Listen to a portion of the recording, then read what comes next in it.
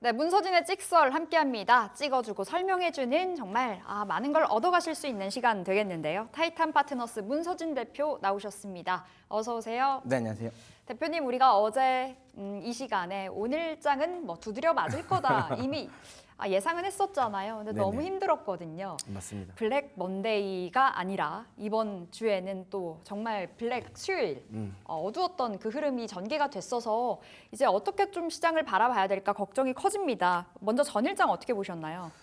일단 뭐 예상했던 하락이긴 했지만 네. 그래도 이제 하락은 좀 아팠다 이런 생각이 들고 뭐 개인적으로 지금 그러면 여기서 이제 시장이 이제 반등이 좀 나올 만한 여지가 있느냐라고 생각을 하면 딱히 보이지는 않아요. 오늘 같은 경우도 뉴욕 증시의 흐름을 보더라도 장중에는 좀 상승은 하긴 했거든요. 특히 이제 금리가 많이 떨어졌죠. 근데 시장 입장에서는 이거 경기 둔화에 대한 우려감이다. 요게 또 자극이 되는 거죠. 그러다 보니까 결국은 빅컷을 한다는 것 자체가 경기 둔화에 대한 시그널이 아닐까라는 또 우려감으로 장중 반등 나왔다가 또 그 상승세를 좀 내어주고 마감이었어요. 물론 뭐 저는 이게 주말에 발표되는 고용 지표를 앞두고 있기 때문에 거기에 대한 경계감이라고 생각은 합니다. 그래도 어쨌든 아직까지 이제 시장 입장에서는 시원하게 이제 올라갈 만한 요 포인트는 아닌 것 같다라고 생각이 들고 있고요. 네. 근데 이제 저는 그 이야기를 좀 드리고 싶은 게 지금 구간에서 많은 분들이 여기서 빅컷을 하면 오히려 경기 침체를 인정하는 거기 때문에 네. 시장이 그러니까 안 좋을 거다라고 이야기를 하는 분들도 많이 계시더라고요. 근데 저는 조금 생각은 다릅니다. 만약에 그러니까 빅컷은 할지 안 할지를 시장에서 일단은 몰라요. 그리고 빅컷을 했다는 것 자체가 조금 더 이제 연준이 경기를 조금 더 신경 쓴다라는 거로 비춰진다는 거죠. 그러니까 물론 그만큼 빅컷을 할 정도로 경기가 안 좋은 거 아니냐라고 생각을 할 수 있지만 만약에 지금 증시가 글로벌 증시가 만약에 시장이 상승했었던 상황이라면 네. 그게 맞아요. 그러니까 그러니까 흔히 말하는 경기 침체보다는 연준의 빅컷에 대한 기대감이 더 시장에 더 녹아났다라고 생각할 수 있는데 지금 시장은 그렇진 않잖아요. 이미 지수가 좀 빠져 있는 상태니까 그거는 오히려 연준의 금리 인하에 대한 기대감보다는 경기 침체에 대한 우려감이 더 많이 가격에 반영됐다라는 소리거든요. 그랬을 때 만약 연준이 금리 인하를 만약에 혹시라도 빅컷을 하게 된다면 저는 뭐 개인적으로 예를 들어 이게 연준이 경기 침체를 인정한다라고 생각을 할 수도 있는 사람들도 분명히 있을 거예요. 그래서 네. 초반에는 매도 물량이 많이 나오긴 하겠지만 그 이후로 뭐 예를 들어 일주일 안에 그러니까 FOMC 회의 결과 이후에 일주일 안에 시장은 다시 흐름이 좋아질 가능성이 높지 않을까라고 생각합니다. 그래서 근데 이제 핵심은 이거죠. 그래서 빅컷을 하냐는데 연준이 이 정도 가지고 빅컷을 할까요? 저는 그런 생각을 하거든요. 제가 이제 만약에 연준 이제 위원이었으면 파월 회장이면 안 할 것 같아요. 너무 호들갑 떠는 것 같거든요. 왜냐하면 ISM 제조업 지표 그러니까 말 그대로 지금 미국 경기는 그러니까 경제는 예전에 그러니까 거의 한 90년도 그러니까 80년대까지는 네. 제조업의 나라였어요. 미국은. 지금 한 10% 정도 네. 되고요. 왜냐하면 그때는 예전에 그랬잖아요. 그 미제가 최고라고 했잖아요. 그 예전에 제 완전 어릴 때. 그래서 그런 식으로 미국이 제조업으로 먹고 살았던 나라입니다. 그러니까 프라자 합의도 하고 일본이 이제 수출 많이 하니까 그래 했던 거고 그 이후부터는 그러니까 2000년대 초까지는 그 다음에 이제 서비스업의 나라가 됐어요. 네. 아시는 것처럼 지금 또 산업의 전체적인 차지하는 비중이 서비스업 비중이 많잖아요. 그럼 지금 또 서비스업이 아닐까 생각하시지만 지금은 미국은 그 2000년 이후, 그러니까 특히 2010년 이후, 그러니까 리만 사태 이후는 투자의 흔히 말하는 이 나라가 됐어요. 투자의 나라. 예, 그러니까 그 소비가 늘어나서 그러니까 경제가 돌아가는 게 아니라 투자를 얼마나 많이 하고 그 투자자가 얼마나 많이 주냐에 따라서 경기가 좌지우지됐다는 거죠. 네. 그러니까 워낙 시장에 유동성이 많다 보니까 투자를 많이 하면서 스타트업들이나 이런 기업들의 돈이 많이 흘러갑니다. 그럼 그 기업들이 고용을 많이 하겠죠. 네. 예, 그러면서 경기가 살아나는 그리고 만약에 거기서 혹시라도 이제 이 경기가 안 좋거나 시장 유동성이 말라서 투자금이 줄어들게 되면 그때 이제 해고도 많이 나오고 스타트업들이 많이 무너지고 그러면서 이제 경기가 안 좋은 이런 흐름으로 지금 가고 있거든요. 네. 그런 거 감안하면 아까도 말씀드린 것처럼 뭐 서비스업도 중요하고 제조업도 중요하지만 실제로 미국의 경기는 요즘에는 유동성이 더 결정을 한다라는 거고 근데 어쨌든 금리 인하는 유동성을 또 이 시장이 뿌린다라는 거기 때문에 그리고 이제 이렇게 연준이 금리 인하에 대한 시그널을 만들어주면 우리가 흔히 이제 전문 용어 드라이 파우더라고 하거든요. 그러니까 VC들이 원래는 투자하려고 했다가 이거 좀 지금 상황이 안 좋은데 아니면 뭐 금리 환경이 안 좋은 데서 잠깐 멈춰뒀던 네. 투자를 하려고 했다가 잠깐 멈춰놓던 이 자금이 지금 한 4천조 넘게 돼 있거든요. 이런 자금들이 시장에 이제 흘러나온다라는 거죠. 그런 거 감안하면 그러니까 금리 인하에 대한 기대감을 애써 이렇게 부정적으로 시장을 볼 필요는 없지 않을까. 저는 그렇게 생각합니다. 이제 FOMC가 딱 2주 남았습니다. 뚜껑 열고 확인해야 될 것들이 굉장히 많고 지표가 많이 나오는 주간이잖아요. 그만큼 시장의 변동성이 커져 있는 것 같은데 일단 어제 시장 안에서는 반도체가 네. 제대로 매를 맞았어요. 맞습니다. SK 하이닉스가 8%까지 낙폭을 키우면서 마감이 됐는데 반도체 좋게 보시니 여쭐게요. 그럼 지금 반도체 어제의 급락 오늘의 기회라고 보세요? 근데 이제 제가 어제도 말씀드렸던 것 같긴 한데요. 분명히 지금이 저가 매수의 기회는 맞는데 타이밍상 그러니까 오늘 사야 되냐라고 하면 그거는 아닌 것 같아요. 어차피 아까도 말씀드린 것처럼 이 주 후반에 고용지표 발표도 있습니다. 네. 그걸 시장이 어떻게 반응할지는 모르겠어요. 그리고 FOMC 회의도 있어요. 그리고 9월은 역사적으로 계속 이제 안 좋다라는 건데 이게 그 흔히 말하는 이게 약간 징크스 같은 거잖아요. 네. 그럼 처음에 딱 깼으면 시장의 참여자들이 별로 신경 안 썼을 거예요. 이번에도 회복될 거야. 네, 그러니까 막 예를 들어 9월 이때까지 계속 증시가 안 좋았는데 특히 이제 2015년 하여튼 그때부터는 갑자기 생각 2020년이네. 저 순간 2020년부터 지금까지 그 평균으로 9월치를 보니까 6% 정도 빠졌거든요.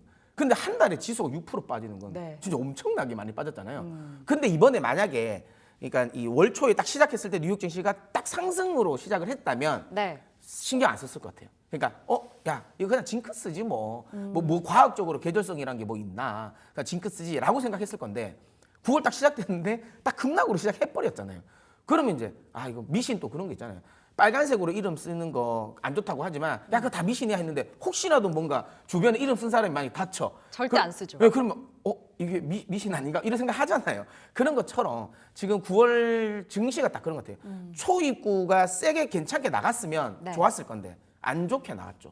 그러면 사람들은 계절성 믿게 되고 그럼 투심이 안 좋을 수밖에 없고 네. 그렇게 됐을 때 9월 전체적인 흐름이 안 좋을 가능성이 높다. 근데 그러면 굳이 지금 구간에 어쨌든 그러니까 반도체 특히 SK 하이닉스라든지 삼성전자 같은 경우는 지수를 끌고 가는 리딩 기업이잖아요. 리딩 종목이니까. 그럼 그들이 어쨌든 지수가 빠진다라는 건 그들의 주가가 안 좋다라는 거고 삼성전자 SK 하이닉스가 좀 빠진 거라면 결국 소부장들이 또 안 좋을 수밖에 없으니 굳이 지금 구간에는 매수할 필요는 없다. 지금은. 네. 하지만 저는 FOMC 회의 결과가 나오고 나서 그리고 나서는 좀 매수는 해볼 만하다라고 봅니다.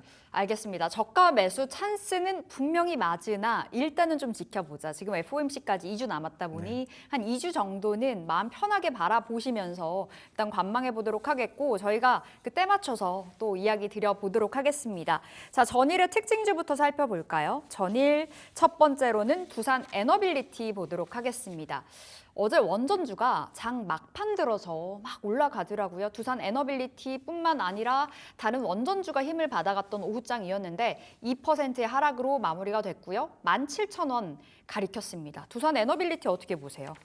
제가 이제 이거를 예전에 엄청 좋아했던 기업입니다. 두산 에너빌리티. 예, 원전을 엄청 좋아했던 기업이다가 최근에는 이거 가지고 나올까 말까 고민을 했던 종목. 왜요? 왜냐하면 그 주주에게 그러니까 두산 그룹 자체가 별로 마음에 안 듭니다. 그러니까 이거를 물론 이제 투자자 입장에서 그런 거 신경 안 쓸 수 없죠. 그러니까 흔히 말하는 주주에게 유리하지 않는 대주주에게 유리하는 이런 이제 합병을 하는 것 자체가 별로다라고 생각이 들어서 그러니까 말 그대로 별로였는데.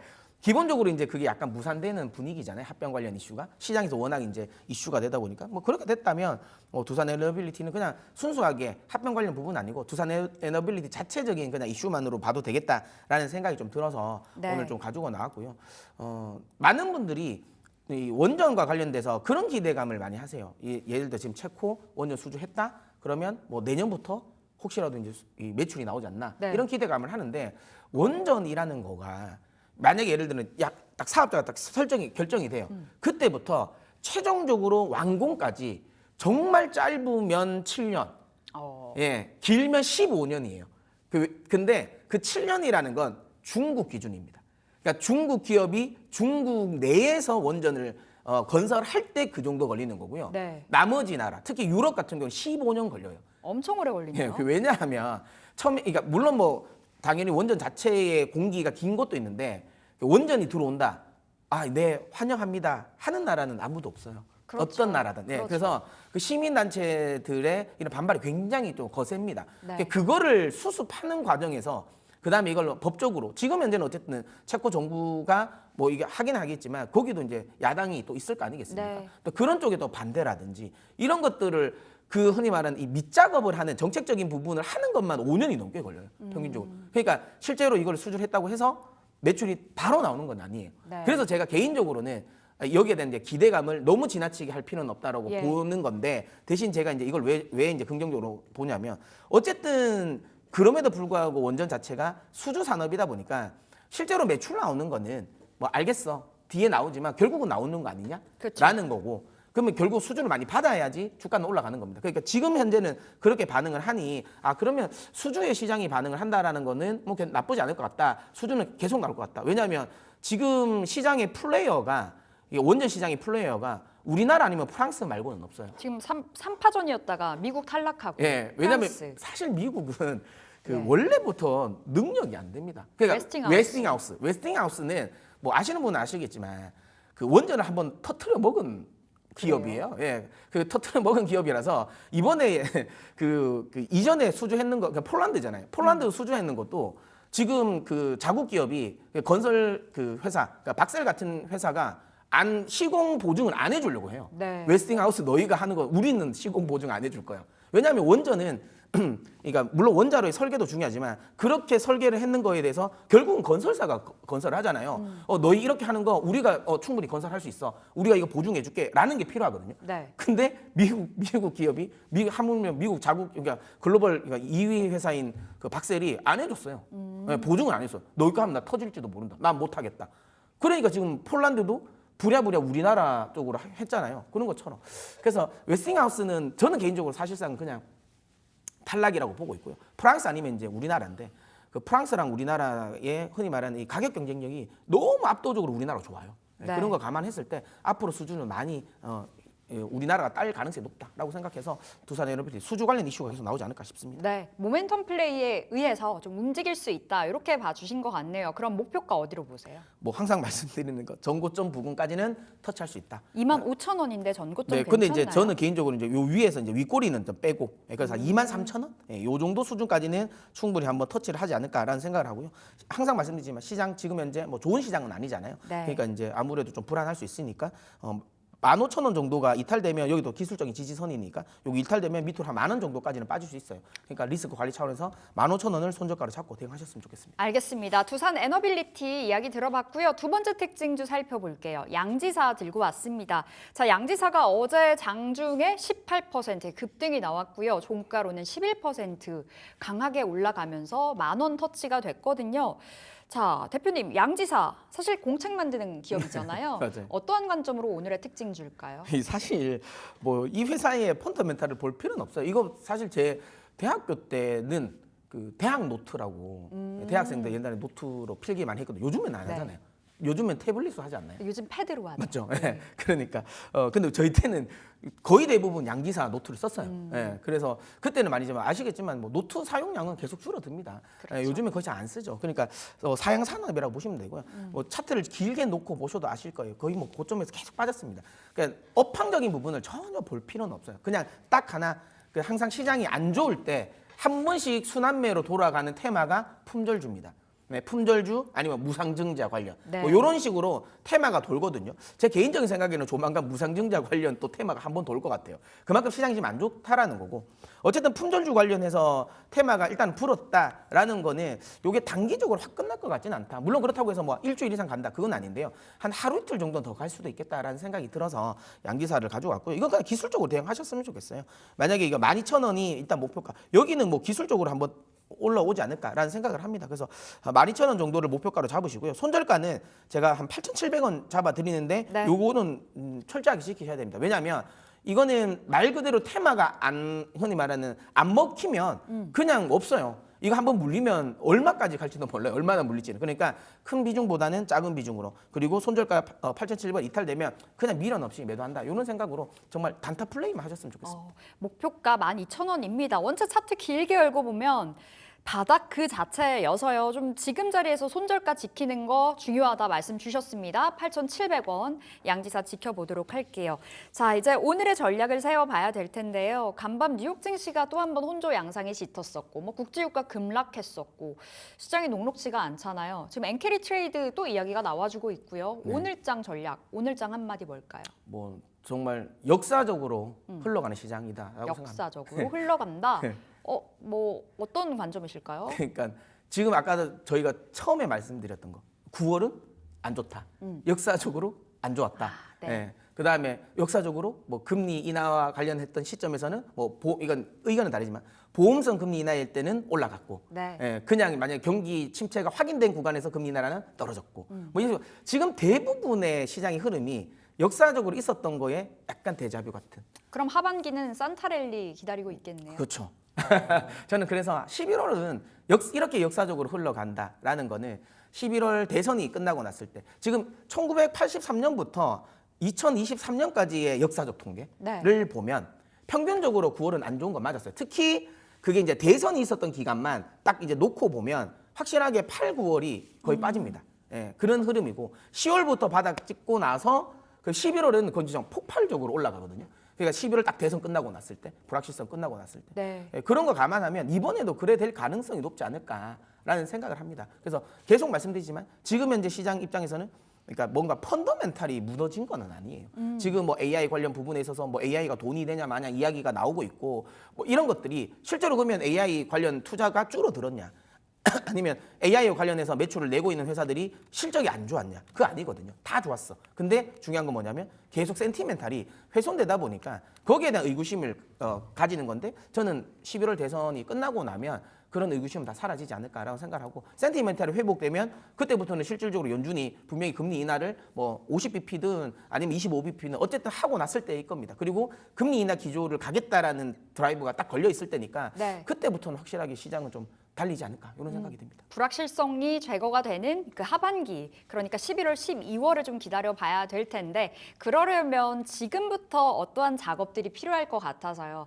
최근에 이제 급락을 기회로 삼아봐야 되지 않을까 이런 생각도 들고 오늘의 찍설 기대가 됩니다. 어떤 종목이에요? 뭐 저도 사실 웬만하면 이런 종목을 안 가지고 나오는데요. SK 하이닉스입니다. 오, 진짜 네. 승부사 기질이 있으신 것 같아요. 네, 지금 가격이 저는 반도체 회사 중에서 SK 하이닉스의 메리트를 잘 못 느끼는 사람이거든요. 저는 항상 말씀드리지만 만약에 반도체 주를 살 거면 그냥 엔비디아를 사시는 게 훨씬 더 낫다라고 이야기드리고 만약에 국내를 살 거면 그냥 차라리 삼성전자가 지금은 더 좋다. 그래요. 엔비디아는 사실 SK 하이닉스와의 그 맞죠. 사슬이 강한데요. 네, 그러니까 제가 말한 그건 거예요. 아니 그럴 거면 엔비디아를 사는 게 맞지 왜 굳이 관련주인 SK 하이닉스를 사냐? 네. 저는 그런 주의라서 그 이야기를 드리는데 이 정도까지 빠졌으면 SK 하이닉스 엄청 매력적이긴 할 것 같아요. 그러니까 지금 뭐 피크아웃 이야기가 나오는데 제가 항상 말씀드리지만 그 피크아웃 우려감이라는 건 결국에는 결과가 뚜껑이 열려 봐야 돼요. 그리고 저는 그런 말씀을 많이 드리고 싶어요. 많은 분들이 피크아웃 이야기할 때 항상 이제 흔히 말하는 그 뭐죠 자료 증거 자료로 가져오는 게 그 모건 스탠리의 보고서잖아요. 네. 야, 모건 스탠리가 윈터 이즈 커밍 하고 나서 진짜 반도체 많이 빠졌고 이번에 그래놨으니까 모건 스탠리가 이렇게 피크아웃 하면 맞는 거 아니냐라고 생각하실 수도 있는데요. 모건 스탠리의 그러니까 10년 동안의 반도체 이 보고서를 보면 윈터 이즈 커밍 딱 하나 맞췄어요. 예. 다 틀렸어, 다 틀렸어. 왜냐하면 그 모건 스탠리의 기본적인 그 반도체 뷰는 대부분 좀 그러니까 부정적입니다. 약간 비관적이에요. 그래서 계속 안 맞았거든요. 그 윈터 이즈 커밍은 그래도 맞았지 않느냐고 하지만 실제로 그때 당시에는 로우 전쟁이 터지기 전이었어요. 그러면 말 그대로 뭐 모건 스탠리가 로우 전쟁 터질 걸 예상하고 그걸 했겠습니까? 만약에 로우 전쟁이 안 터졌으면 그때도 틀렸어요. 예. 왜냐하면 그때 모든 대부분의 업황이 좋았거든요. 근데 로우 전쟁이 터지면서 업황이 꼬인 거죠. 그러면서 빠진 건데 이게 마치 굉장히 뭔가가 이제 성견 지명이 있어서 맞췄다라고 생각하는 건 저는 아니라고 생각하고 피크아웃은 다시 한번 말씀드리지만 다 봐야 합니다. 근데 결국에는 그 시그널은 결국 숫자로 확인해야 돼요. 네. 근데 숫자로 꺾이지 않았습니다. 그럼 지금 자리에서 SK 하이닉스 같은 우리나라 반도체 기업을 이렇게 조정 줄 때 안 사면 안 되지 않을까라고 생각이 드네요.